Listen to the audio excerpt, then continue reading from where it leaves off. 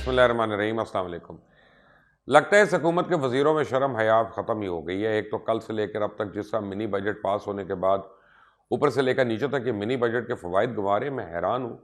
आखिर कोई हुक्मरान कैसे अवाम की ज़िंदगी जीरन करके फ़तह व कामरानी के नारे लगा सकता है।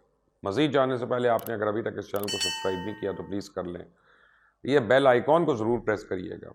आज प्राइम मिनिस्टर इमरान खान लाहौर में तो और हमेशा की तरह रियासत मदीना का नारा लगाना तो नहीं भूले। हालांकि उन्होंने पाकिस्तान को IMF की लौंडी बनाकर रख दिया। मैं इन अल्फाज से माजरत खाऊँ, आपसे माफ़ी मांगता हूँ, लेकिन यह सच है।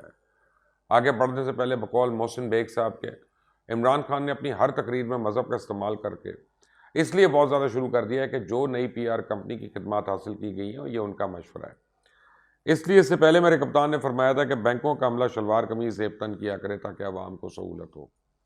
पर आज कप्तान ने फरमा दिया कि पहली बार मदीना की रियासत में कमज़ोर तबके की जिम्मेदारी रियासत ने ले ली और रियासत मदीना के सामने एशियन टाइगर तो कोई चीज़ ही नहीं है।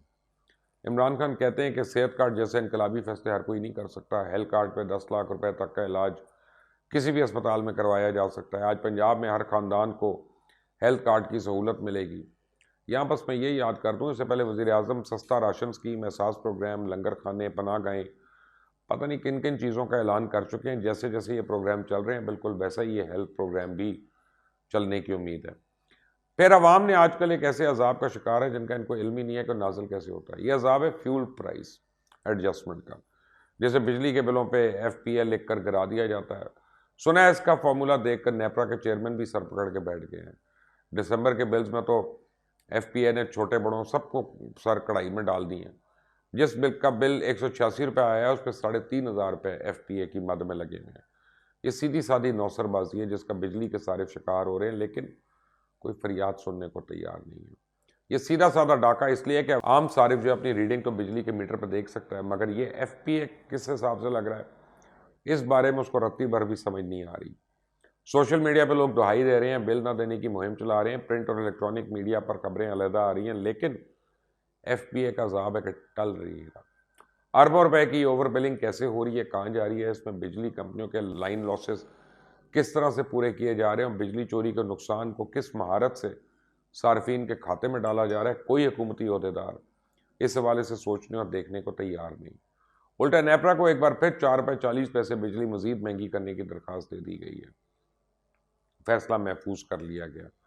प्राइम मिनिस्टर इमरान खान आए रोज़ ये बयानियाँ दाग देते हैं कि पिछली हुकूमत ने कर्ज बहुत लिया था, मईशत तबाह कर दी, इसलिए आवाम को रिलीफ नहीं दे पा रहे क्योंकि कर्जे उतारने में सब कुछ खर्च हो जाता है।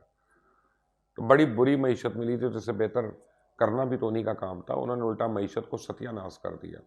आज कर्जों का बोझ पहले से दुगना हो चुका है। सवाल ये कि कर्जे उतारे गए तो दुगने कैसे हो गए, और ये इक़्तिदार के चौथे साल भी हालात नीचे ही जा रहे हैं, तो ऊपर कब जाएंगे। फिलहाल 2022 में कोई अच्छी खबर नहीं आ रही।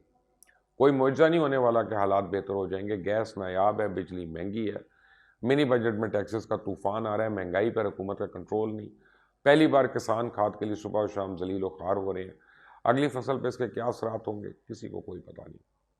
सूरत हाल ये है कि कप्तान के अपने ही वोटर्स और सपोर्टर्स घर का चूल्हा जलाने के लिए बल्ले को आग लगा रहे हैं, और अगर आप आवाम की गुर्बत का मजाक उड़ाएंगे तो जवाब में ये तो होगा।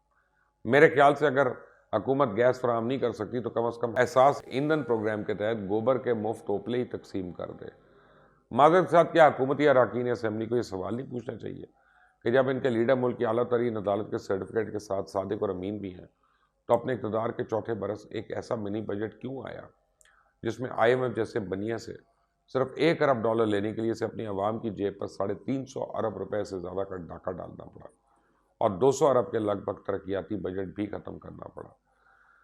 इसलिए अब तो पाकिस्तानियों की अक्सरियत को अंदाज़ा हो गया है कि उन्होंने गुज़श्ता 3 साल से जिस रस्सी को इस उम्मीद के साथ मजबूती से पकड़ रखा था कि हमें पार लगाएगी, दरअसल वो एक धोखा था।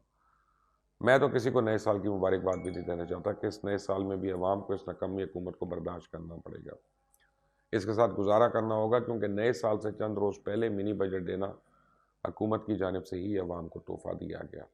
फिर हुकूमती वज़रा की तरफ देखो तो उन्हें सुबह से शाम यही राग लापने से फुर्सत नहीं कि नवाज शरीफ वापस नहीं आएंगे, उन्हें वापस आना पड़ेगा। नवाज शरीफ आए ना आए, अवाम को उससे क्या। उन्हें तो आज जीने का सामान चाहिए जो उनके हाथों से फिसलता जा रहा है। अब तो वो दुहाई देते देते भी थक गए।